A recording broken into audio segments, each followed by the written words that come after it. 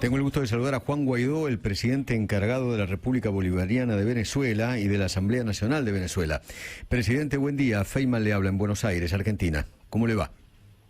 Muy buenos días, saludos a todos los que se sintonizan y a todo el pueblo argentino. Bueno, la verdad, estábamos ayer leyendo lo que es este nuevo informe de la ONU que detalla las responsabilidades por crímenes de lesa humanidad para reprimir a la disidencia y poner la lupa en la situación en las zonas de mineras remotas, ¿no? La verdad, el informe da escalofríos, presidente. Mira, doloroso, narra el sadismo a la cual ha sido sometido víctima de violación de derechos humanos, la impunidad con la que ha actuado la dictadura de Nicolás Maduro, pero también Feynman, la resistencia de una sociedad, de un pueblo, de los venezolanos que nos negamos a rendirnos, ¿no?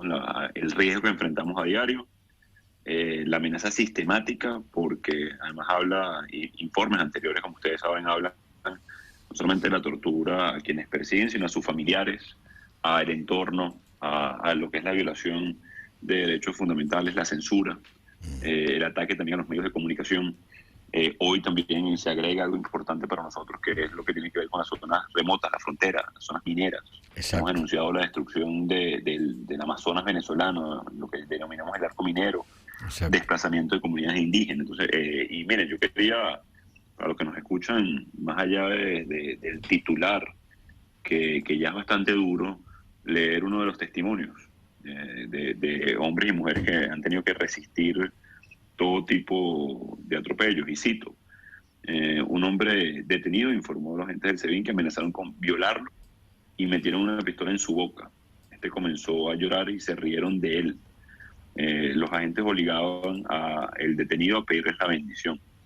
Voy con otro muy corto, un detenido de la comunidad LGBTI, dijo que durante el registro funcionarios del SEBIN saquearon su celda y dijeron que iban a enviarlo a prisión común, donde los presos lo violarían por ser gay.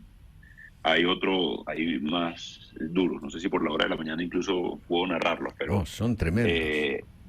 Hay centenares de estos testimonios que, como relata muy bien el informe de la ONU, no son elementos aislados.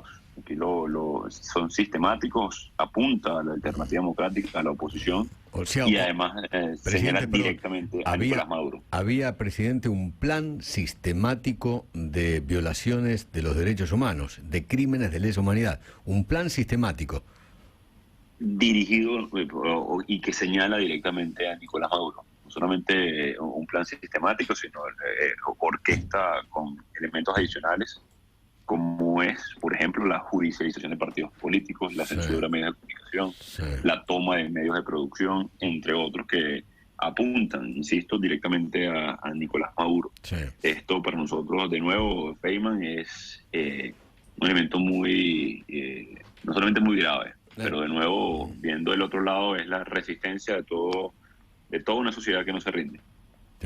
Sabe, presidente, que cuando leía los detalles de este informe de la ONU, me hacía mucho acordar a lo que fueron, lo que fue la dictadura militar aquí en la República Argentina. Hacían exactamente lo mismo, igual. Mira, la impunidad, la soberbia, incluso el sentirse que no tienen cómo, no van a pagar o no van a responderle a la justicia, mejor dicho, lleva a este tipo de exabruptos, lleva a este tipo de crímenes dantescos. Esto aunado a lo que hemos venido denunciando, asesinatos en vivo y directo, lo que sucedió, por ejemplo, con Oscar Pérez hace algunos años en Venezuela, disidente policial que fue masacrado prácticamente en vivo y directo. Esto, de nuevo, evoca exactamente las peores dictaduras del continente, en pleno siglo XXI. Y aquí hay que llamar la atención lo que hemos venido denunciando también, que es no permitir la relativización de la tragedia venezolana. Sí. Hemos visto, por ejemplo, incluso el presidente Fernández hablar de que había una mejora en la situación de derechos humanos. Eso es relativizar. Y vemos este informe que no solamente lo contradice directamente, sino que se ha agravado la situación en Venezuela. Sí. No, usted es muy diplomático, usted habla de relativizar. Yo creo que es negar directamente. Es la negación. la actitud ha sido negacionista, lo dije en el momento Negacionista, también. tal cual. Es muy lamentable y yo lo he venido diciendo. Para nosotros es inaceptable que se relativice, que se niegue la tragedia venezolana y que se juegue con la dignidad del ser humano. Y esto se refleja no solamente en esto, sino también en lo que ha sido el éxodo y la migración. ONU, por cierto, recientemente reconoció a Venezuela como el país del mundo entero con más migración y refugiados del planeta.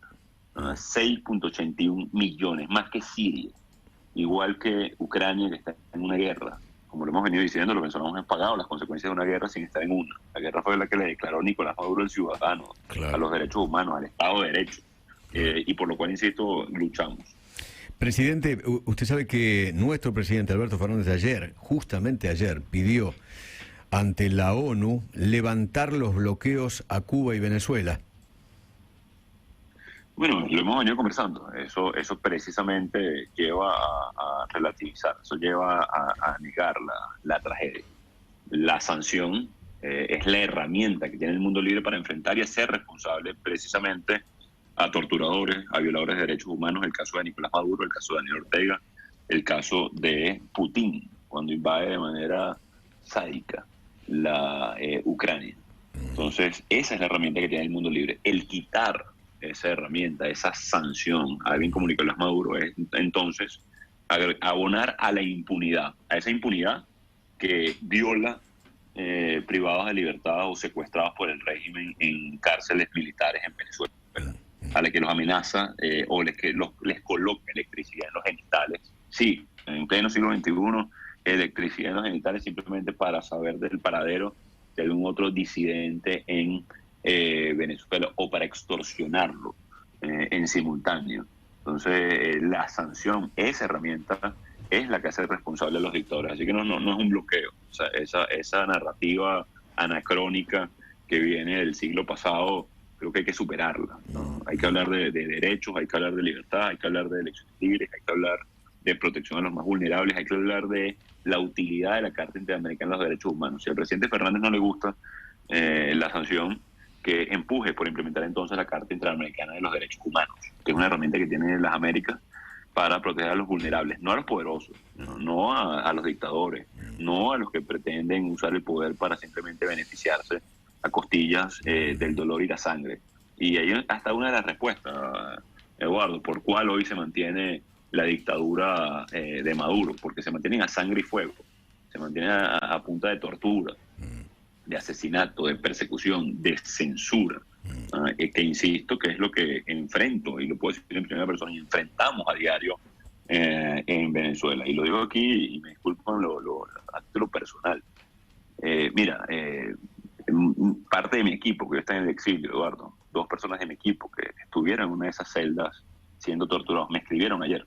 Mira, luego me llamaron entre llanto, que se sienten reconocidos, por lo menos por la ONU, que lo que tuvieron que pasar, que lo que tuvieron que atravesar fue visibilizado, que se siente un poquito de justicia al que sus casos se visibilicen. Me reservo los nombres por seguridad y por su familia, parte de su familia sigue en Venezuela, pero eso es parte de lo que siente una víctima cuando su caso siente que se aproxima la justicia, que sabemos que es una sensación en este momento, porque el informe no se traslada directamente en justicia, pero por lo menos señala a los responsables. Y esa sanción también se aproxima a esa necesaria justicia que estamos buscando en Venezuela para conseguir la democracia, para procurar la paz y, por supuesto, por Dios, para evitar estas atrocidades que no fueron en un régimen pasado, que no fueron en un gobierno pasado, que están sucediendo en este momento en Venezuela.